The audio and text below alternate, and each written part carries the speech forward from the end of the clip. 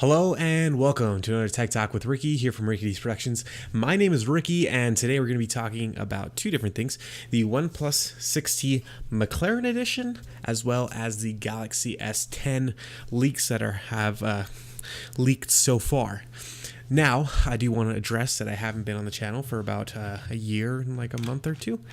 But I do want to come back I am back with invigorated sense towards the channel and really want to work towards it. So as you can see, new thumbnail design, if you did see the thumbnail before you clicked on this, hopefully.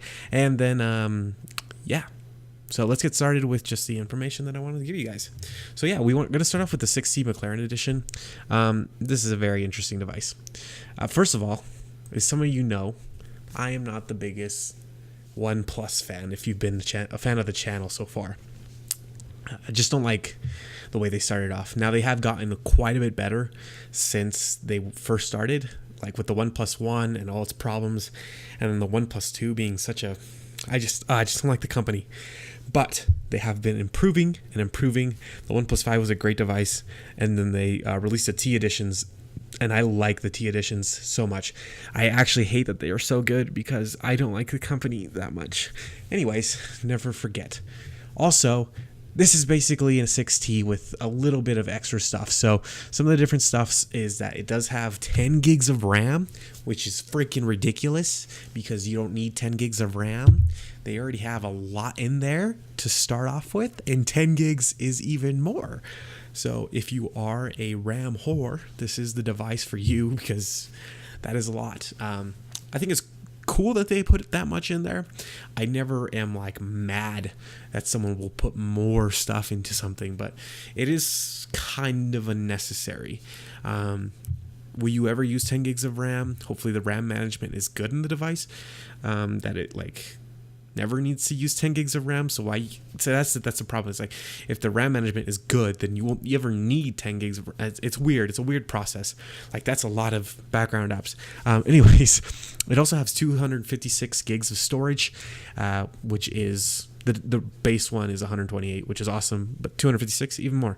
And then it's got a new color as well. It's called Speed Orange. I think it looks pretty cool. It's based off like a McLaren design, but outside of those different things, still 6.4 inch display and 20 megapixel second camera. The main camera is 16 megapixels, and then also the Snapdragon 845. All that's just the same. Adreno 630. So yeah, basically just the RAM and the extra storage if you didn't have that already, on top of the new color, which I do like the new color. Some people call it like a racing stripe. I wouldn't call it exactly a racing stripe because it doesn't make your car faster. So that's like the only problem there. Another cool thing that it does come with in the box is usually they come with a 25-watt charger, which is their JASH charging.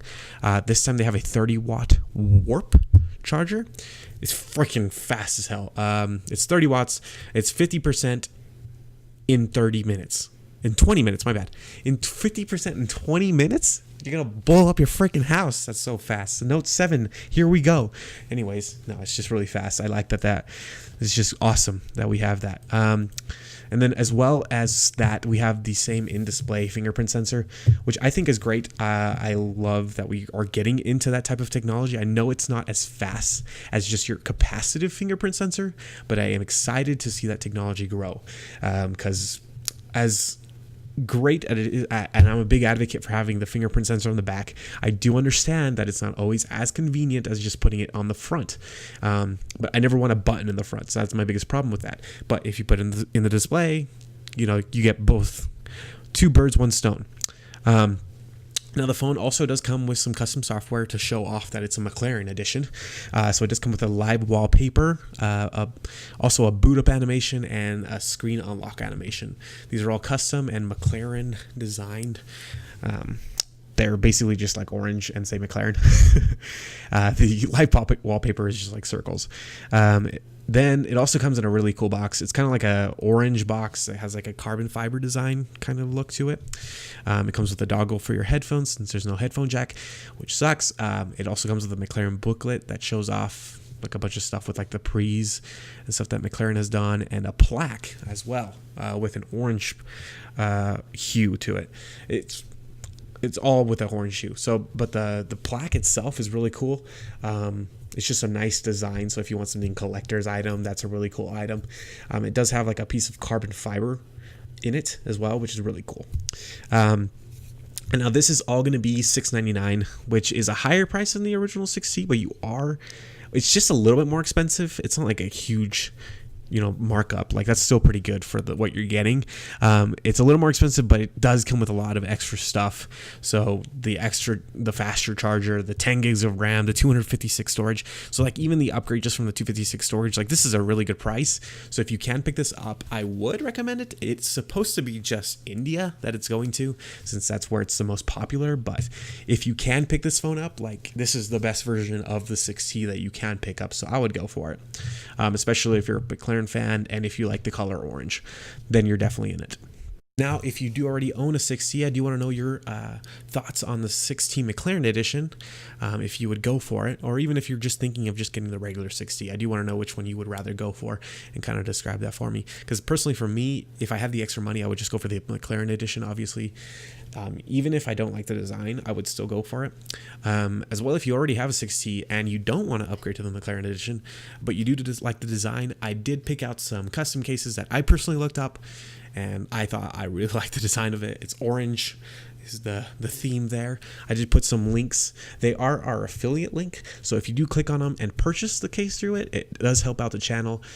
So if you do want to help out the channel, it doesn't cost you anything extra, but it does help out the channel quite a bit, as well as also have an electronics link. If you're looking to get like the hottest products for like someone for Christmas, make sure to click through there. It really helps out the channel. All right, so next let's move on to the Galaxy S10 leaks. So the S9 was kind of Samsung's iterative upgrade. Now I do say iterative because sometimes manufacturers don't like make the biggest upgrades, although I don't think that the S9 was that much of an iterative upgrade. I think it was like an actual upgrade. I really like that phone. Sometimes you have a year where there's not as much changes or physical changes, and then the next year there's a huge physical change. So obviously it's kind of like what iPhone does with the S line and then their regular one, although they don't always change their stuff, so that's always fun. So this year it's supposed to be a big change, especially with what we've seen already from this year. The Galaxy A9, one of Samsung's mid-range devices, has 4 cameras on it, and the new one is rumored to have that as well. So first of all, I want to get through this. There's going to be leaks that it's going to be announced at CES in January. It's going to be MWC, or it's going to be before or after MWC, depending if they want to do their own event or not. Most likely they've been doing their own event for like the last 2 years, so it'll probably be around MWC. So it's not gonna be January. It's gonna be like late February, March, whenever MWC is this next year. Another rumor that's up is that there's also 3 different versions of it. So it's the Samsung Galaxy S10 like Lite or something like that, and the regular S10, and then the S10 Plus. It'd be kind of interesting. It's kind of the Apple model of doing it, which they did the XR, the XS, and the XS Max. I don't think they'll do it. We had the same rumors for the Pixel 3, where there was supposed to be a small Pixel that was supposed to be cheaper, and I don't think it'll happen. I think having 3 models is kind of confusing, especially looking at what like the announcements from Apple, that the XR isn't selling as well. I don't think it'd be the best thing. I think they should just stick with the 2 models, have the smaller one obviously not too ridiculously priced, but have the bigger one, be able to get that extra cost in there. I would rather have 2 versions, but if 3 gives me a smaller version, I'm all for it. So let's talk about the design a little bit. Now, it's not too different from this design, because this is like almost perfect design, to be honest, but there's quite a bit of differences. So let's start off with the cameras. The cameras on the back, there is 4 of them. Now on the Galaxy A9, there was a regular lens, a wide angle lens, a telephoto lens, and also a depth lens. So the 4th one can be, I do think that it's going to be a regular wide angle and a telephoto for the initial 3. Most likely it'll be a depth lens, just because they already did that this year. But there is a possibility they'll do like a monochromatic lens, just like the Essential phone. Possibility, most likely not. I think it'll probably be the depth, which kind of gives you where it blurs your background and gives you a really high focus in the foreground, or the opposite. Basically, that's what it's for. Portrait mode or whatever it's called. Basically, just helps that. I think it's great. I freaking love wide angle lenses, but I also like having the option to have a telephoto lens. So this kind of gives you every lens you need. So, I mean, like, that's, like, awesome, like, right? It's like, you don't need another camera at all. Like, it's like, oh, I got a wide-angle lens, I got a telephoto, it's like, whatever I need, I got, like, it's like a utility, you know, just whatever you need. Now, let's move on to the front design, which is the most change that we're seeing. The front camera has two cameras. So it's two cameras. One is a wide angle, well, most likely is going to be a wide angle lens, which is great in the front camera, and then also just a regular lens as well. I really like wide angle for the front camera. The Pixel did that, and it's great, just because, you know, reaching out like this and not being able to catch everyone, that sucks, and a wide angle lens really helps. But the biggest design change is that they have a full screen design. It's like Infinity Zero design or something like that is what I heard it dubbed.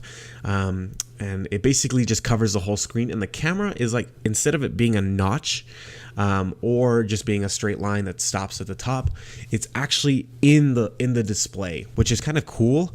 It's just like a circle in the display at the very top. Some people might not like that just because it's just kind of taking screen real estate, and it's like, well, might as well have a notch at that point because we're already used to it. I don't think I'll hate it too much. I never hated the notch when it was first introduced, so I think it'll be fine. I actually kind of like the idea because you just get a lot more display, and like a lot more display is just cool to me, and that's like that'll be cool. I won't be too super bothered with it. Might be some content if they do decide to go with this design that will be interrupted by it. Like there might be like this one piece of text that's like in that corner if you have it like on a video and it's like at the very corner and you can't see it because that's there. So like that's the only time I'm like, you might run into something of a problem there. But yeah, I actually like the design. Just more screen real estate is always awesome. Now there's also rumors of an in-display fingerprint sensor, which I'm not surprised by. I think Samsung will be like the first of the big manufacturers to do it because LG hasn't done it, and HTC is still a big manufacturer. They haven't done it yet. So I do think they'll be the first one to do it, and that'll be freaking awesome. Like I mentioned in the OnePlus section, like I really like the idea of having a in-display fingerprint sensor. It's just easier. It's just better. I hope the only thing is that it's fast, because I don't want to sacrifice the quickness of just the capacitive fingerprint sensor for a in-display fingerprint sensor. I'd rather, like, even if it's slow, like I'd rather have to wait a year till the S11 or something to get the in-display fingerprint sensor, or maybe even have both, which is always an option. Waste some money probably, but you know, what can you do? Last and not least is it also is rumored to have a headphone jack. So shout out to Samsung. They the boys that keep that shit going. Okay. All right, guys, that's basically it. Let me know what you guys think about the S10 as well as the OnePlus in the comment section below. If you didn't like the video, make sure you dislike it. But if you did like it, well, then you can subscribe, which is awesome. All right, guys, we'll see you in the next one.